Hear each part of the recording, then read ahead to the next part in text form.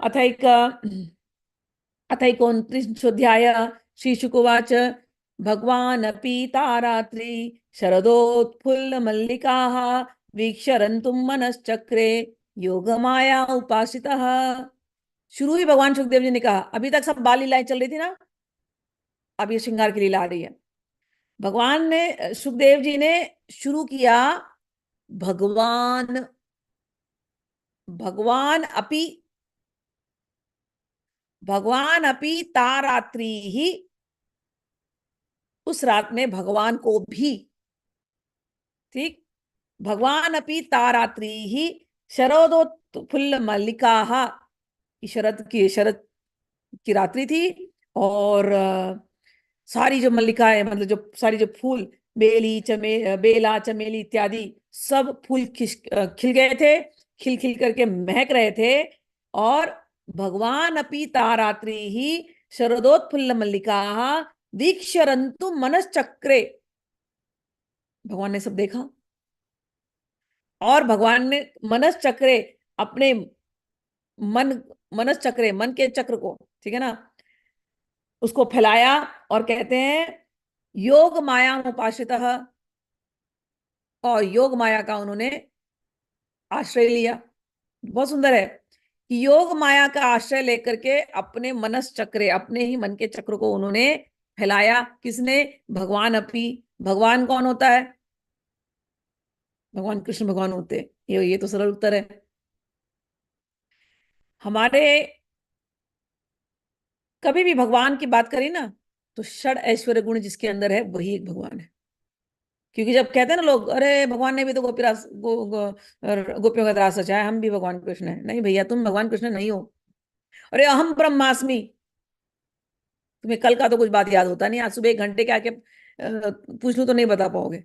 भगवान तो गीता में कहते हैं मुझे सब कुछ याद है। तो तुम अहम ब्रह्मास्मि भी नहीं हो, तुम्हें ब्रह्म ज्ञान नहीं, केवल ब्रह्म ज्ञान है, बस भ्रम हुआ है, तो चुपचाप रहो।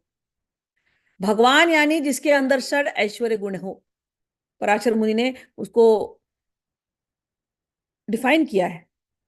इसके अतिरिक्त कोई डेफिनेशन नहीं है भगवान की। जिसके अंदर समग्र धर्म हो, करते हो सारे अधार्मिक कार्य और बोलते हो हम भी भगवान कृष्ण के भगत हैं ना।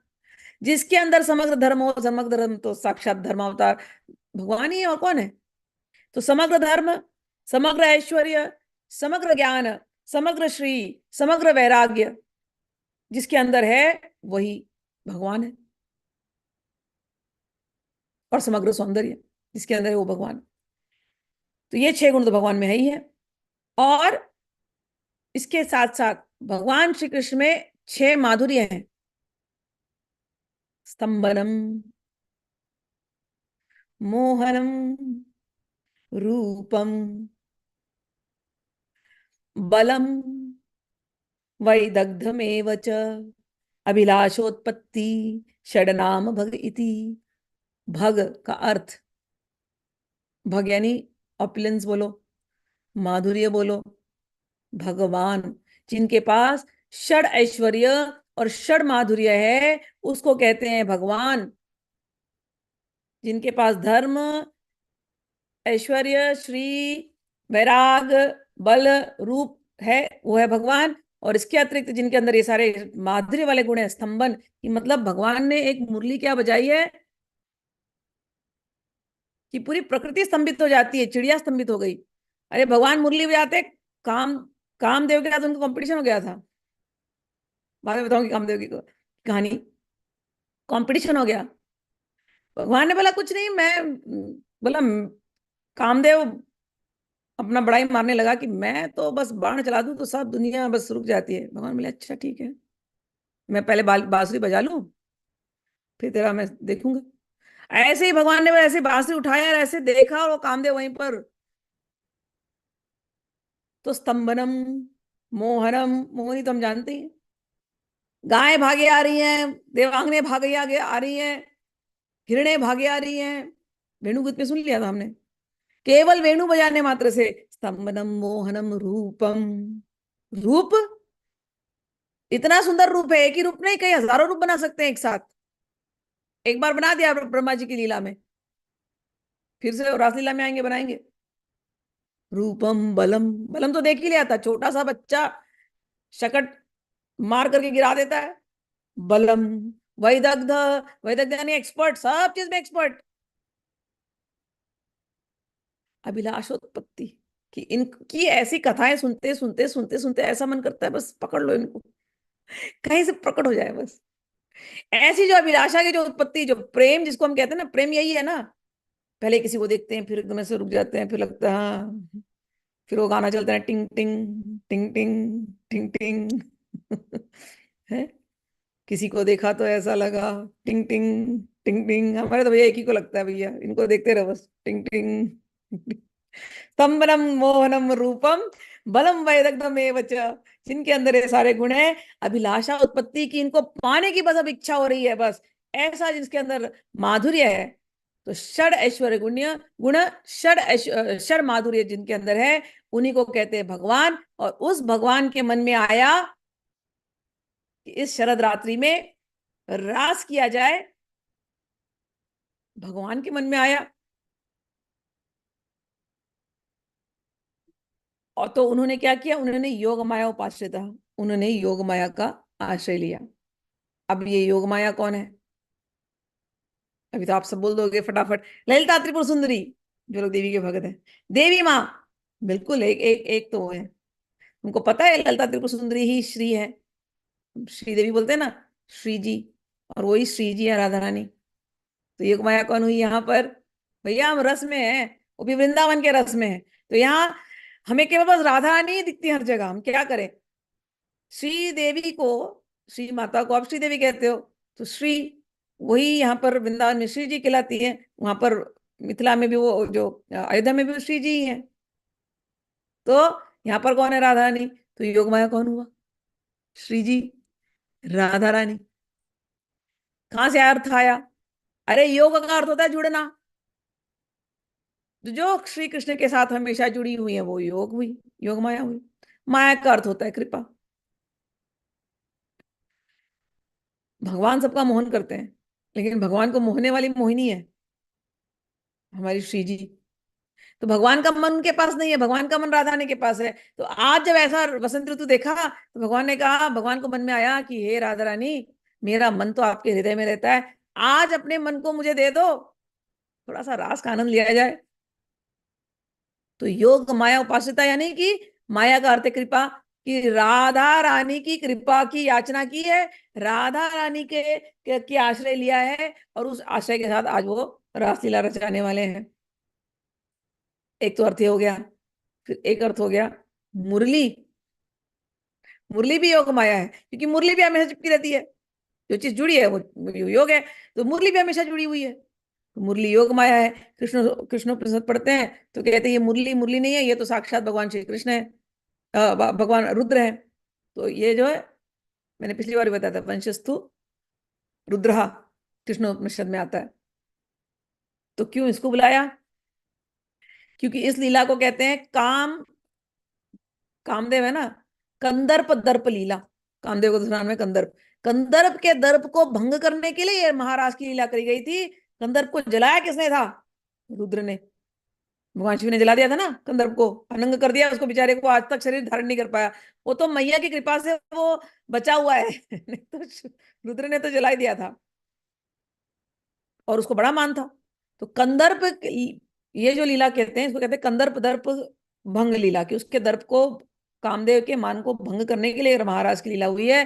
तो भगवान ने यहाँ पर मुरली ली है। मुरली यानी साक्षात श्री रुद्र। कामदेव वहां पर आकर के रुद्र को देख के वैसे थर थर कर काप करके भाग गया। तो यहाँ पर तो भैया इस वृंदावन का एक ही कामदेव है, श्री कृष्ण, और कोई कामदेव यहाँ पर प्राकृत कामदेव को एंट्री नहीं है।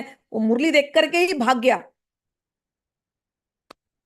फिर वो गया गोपियों के अंदर, अब देख रहा है गोपियों के अंदर घुस जाऊं मैं कैसे भी करके, आज श्री कृष्ण से लड़ाई खेलेंगे। कृष्ण को हराना ही था उसको, कामदेव को। कामदेव बोले ठीक है, कृष्ण बोले ठीक है, कहाँ कहाँ हराना चाहता है बोल,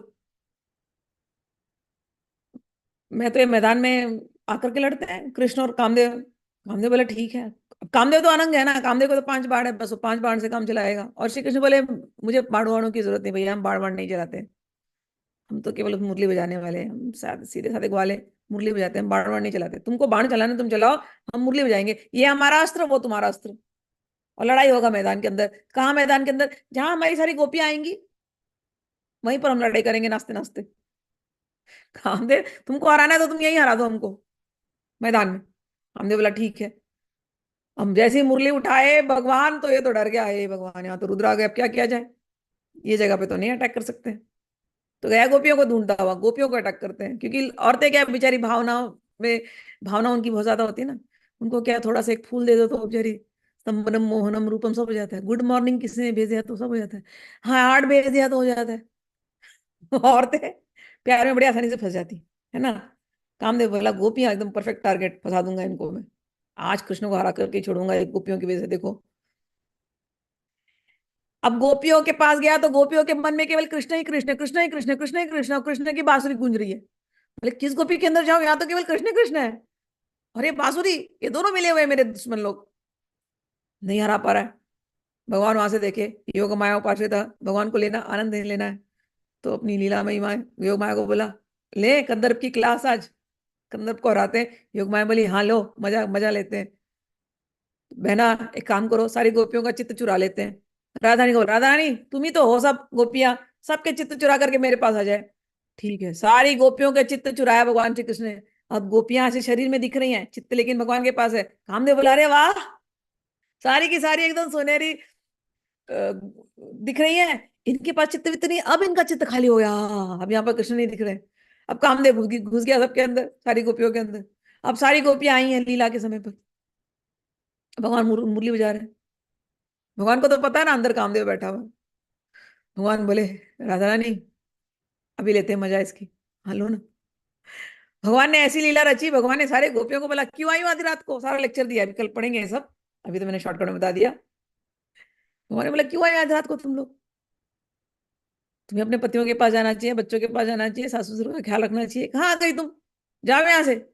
गोपियों को ऐसा विरह हो गया, भगवान ने, भगवान गोपियां तो प्रेम करने आई है ना, और अंदर कामदेव बैठा है कि मैं तीर चलाऊंगा, तीर चलाऊंगा और आज कृष्ण को घायल करूंगा। यहाँ तो कृष्ण ने उल्टी बाजी कर दी कि तुम लोग निकल जाओ, तुम्हारा मुंह भी मुझे नहीं देखना। अरे बेचारी गोपियां ऐसे रोने लगी, ऐसी विरह की अग्नि लगी सारी गोपियों के अंदर, आग धधक पड़ी। अब कामदेव अंदर धधकने लगा।